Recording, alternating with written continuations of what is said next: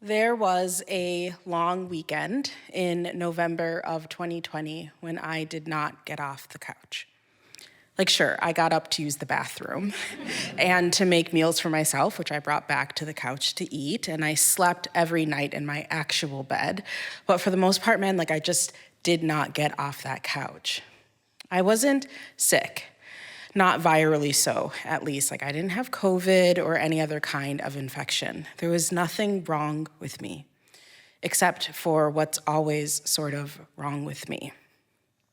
The pandemic was reaching the end of its first calendar year, and I was living in a new city, in a new apartment, without roommates for the first time in 6 years.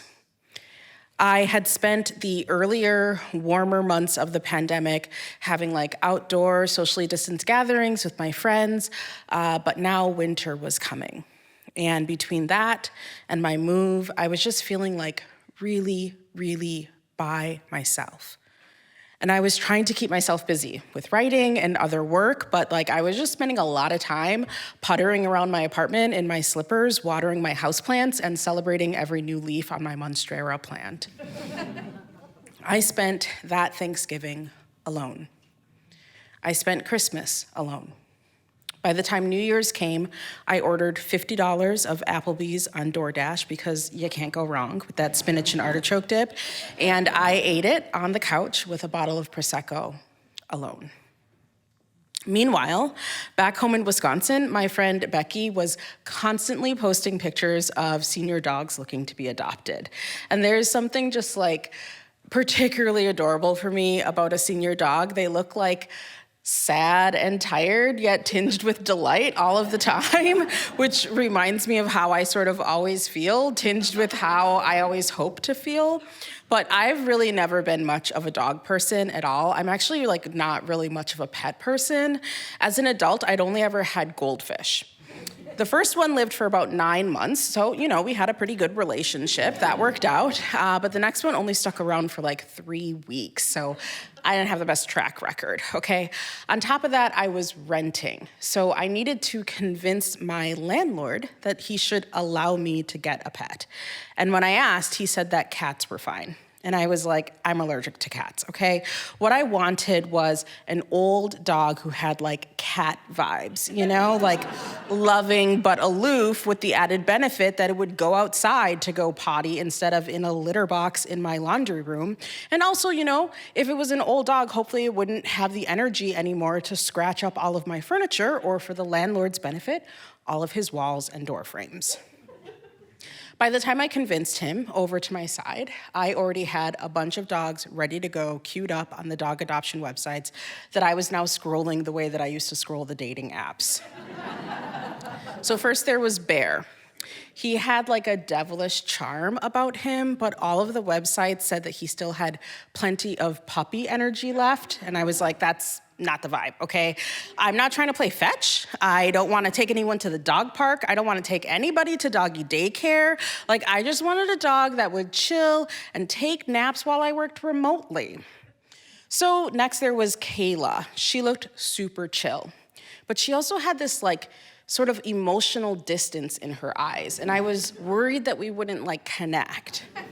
So then there was Myrtle, who was clearly very friendly. She was so cute, super playful. There were videos of her online. She was all black with white paw socks. She was so adorable. She had Golden Girls vibes, and she was everybody's favorite when I would text prospective dog pics to all of my friends. And then there was this dog named Minnie. Minnie had dark eyes, expressive eyebrows, and these pointy elf ears, but she was really just a sort of sad, pathetic-looking little thing. And of course, Minnie's shelter was the only one that responded to my inquiry. The thing about adopting a senior dog is that you are making the conscious decision to bring another living being into your home. You're gonna love them, you're gonna take care of them, you're gonna do all of that work, all while ushering them towards their not too distant death. It was a risk that I was willing to take, even a risk that I was seeking to take. When I was 9, my dad died, and he was 42. And I've spent most of my life trying to reconcile and understand that early and untimely loss.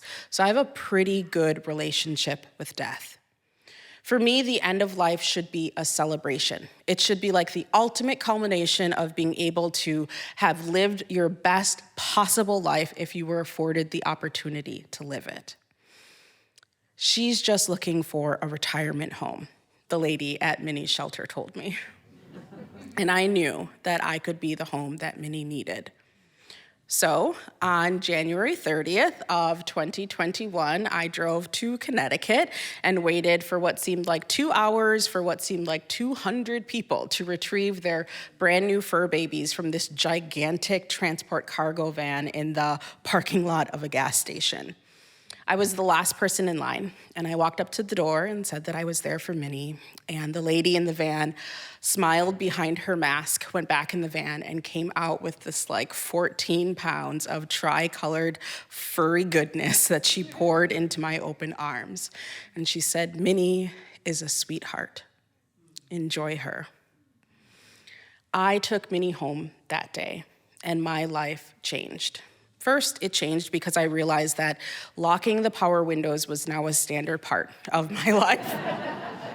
My Instagram feed and my camera reel went from mostly selfies to mostly dog pics. And the first time that I ran an errand without her, I got back in the car and felt this like sudden urge to call or text someone to let them know that I was on my way. It had been years since it felt like there was anybody waiting back home for me. This January, Minnie and I celebrated our 2-year anniversary.